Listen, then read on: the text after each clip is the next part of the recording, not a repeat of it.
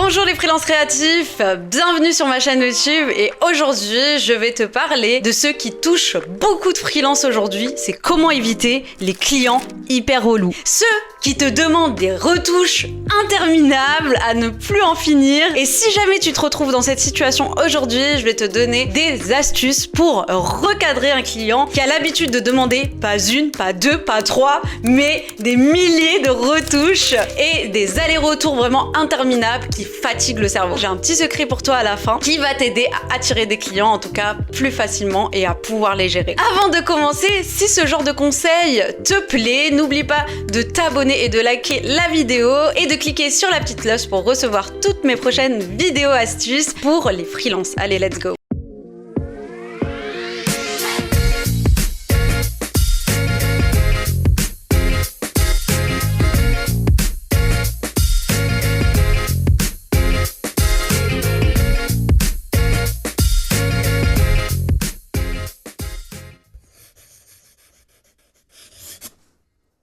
La première astuce est d'identifier les signes avant-coureurs, donc avant même de commencer un projet. Tu verras que certains clients te montreront des petits signes que tu peux identifier et qui vont mener la collaboration à se compliqué. Par exemple, si tu reçois un message comme je veux un logo vraiment parfait, mais je ne suis pas sûre de ce que je veux, donc je vais peut-être demander quelques ajustements après. Déjà, ça peut être un premier signe d'alerte parce que le client ne connaît pas exactement son projet, donc il va sûrement te demander beaucoup d'ajustements. Tu dois être clair dès le départ sur le nombre de retouches. Je sais que c'est quelque chose qui est difficile à faire quand tu viens de te lancer en freelance, mais vraiment, c'est ce que tu dois faire. Donc, avoir le nombre de retouches vraiment précis sur le contrat que tu es prêt à accepter. Donc par exemple, si un client te dit on fera une première version puis tu m'enverras une révision, déjà là tu sais qu'il y a un risque qu'il te demande une dizaine de modifications après et que ça devienne très vite un travail sans fin. Bref, le premier conseil que je pourrais te donner, c'est que dès la signature du contrat, sois vraiment précis sur le nombre de retouches incluses et propose un tarif pour les retouches supplémentaires. Mais dans ce cas-là, tu vas me dire comment recadrer un client avec des demandes infinies de retouches si, imaginons, tu ne l'as pas fait directement sur le contrat. Alors, imaginons maintenant que tu as ce client qui te demande une retouche après l'autre, ajoute un peu de bleu, ajoute un petit peu de vert, mais non, là, fais ci, fais ça. Bref, t'as compris, des retouches interminables sur le projet. Alors, comment réagir sans perdre sa patience? Eh bien, déjà, il faut une communication bien claire et de fixer des limites. Ça va vraiment être essentiel. Par exemple, après la troisième demande de modification, tu peux lui dire j'ai bien pris en compte tes retours et je vais faire des ajustements demandés. Cependant, étant donné que les retouches commencent à sortir du cadre de notre accord initial, je vais devoir appliquer des frais supplémentaires pour chaque nouvelle modification. Et vraiment, tu dois pas avoir peur de dire ça parce que c'est une manière professionnelle de le recadrer car cela permet de protéger déjà ton temps et de rappeler au client que le respect des conditions initiales est vraiment important pour un bon déroulement du projet. Regardons une situation réelle. Imagine que tu sois designer et que ton client t'ait demandé un logo avec un premier brief assez vague. Tu envoies la première version et il te demande de changer la couleur 4 fois, d'ajouter une forme, de changer le style, la police, puis au final, il te demande même une version avec d'autres types de logos complètement différents. Là, il faut vraiment le recadrer. Donc tu lui dis j'ai bien pris note de toutes tes demandes de modification et je vais ajuster le design, mais comme on dépasse le nombre de retouches incluses, il serait nécessaire de facturer un supplément pour les prochaines révisions. Mais alors, comment éviter ce genre de client dès le départ? Le mieux, c'est déjà de prévenir ce genre de situation avant même que le projet commence. Pour éviter de travailler avec des clients qui ont tendance à être difficiles, tu peux dès le début poser des règles vraiment claires et avoir une discussion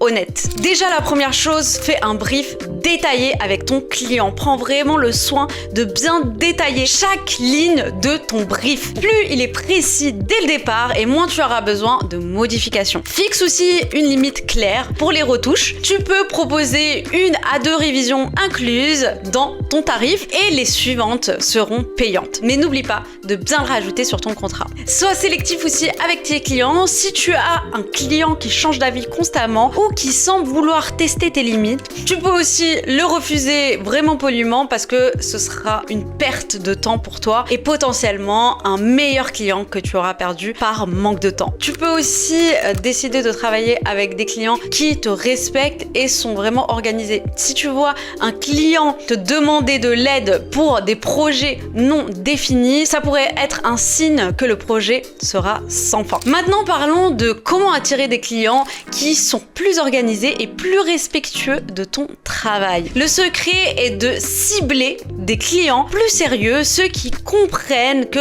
leur projet doit être bien défini dès le départ. Tu peux aller viser les clients qui ont un budget plus conséquent ou qui viennent de grandes entreprises. En général, ils ont des processus bien définis et sont moins enclins à te demander 100 000 retouches. Tu peux aussi chercher à travailler avec des agences qui ont des processus internes pour valider les projets avant qu'ils arrivent à toi. Ces agences sont souvent plus respectueuses des délais et du travail à fournir. Par exemple, si tu es freelance designer, tu peux par exemple chercher à travailler avec des startups ou des entreprises bien établies qui ont souvent une vision claire de ce qu'elles veulent, mais aussi qui ont une équipe pour te donner des retours vraiment bien structurés. Le cinquième conseil, c'est d'aller rejoindre des communautés pour éviter ce genre de clients. Déjà, c'est une super opportunité pour trouver des clients sérieux et échanger avec des freelances qui partagent les mêmes défis que toi. Donc je t'invite bien sûr à rejoindre ma communauté Skool. Tu vas te retrouver le lien juste en dessous de cette vidéo. Sur le Skool, tu pourras partager tes expériences, poser tes questions et même découvrir des stratégies pour attirer à toi de nouveaux clients plus facilement et pour pouvoir bien sûr bien les gérer. En tout cas, c'est un excellent moyen d'apprendre de ses erreurs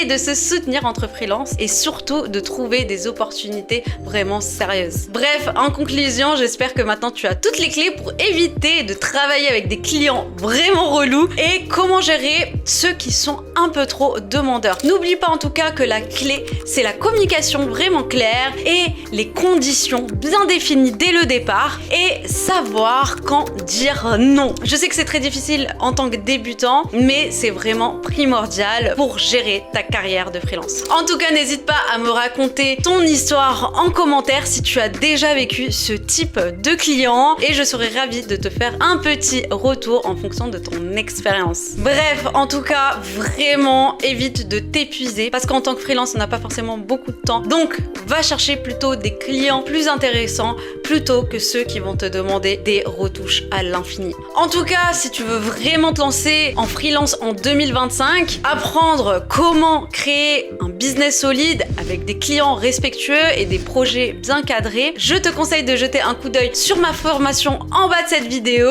J'ai créé une formation hyper complète pour se lancer en freelance. Tu y retrouveras comment gérer ta comptabilité, avoir de nouveaux clients, gérer tes réseaux sociaux, enfin bref, vraiment la panoplie complète pour pouvoir te lancer. Mais aussi, tu auras la possibilité d'avoir un Notion pour pouvoir t'organiser. J'espère que cette vidéo t'aura aidé et je te souhaite beaucoup de succès.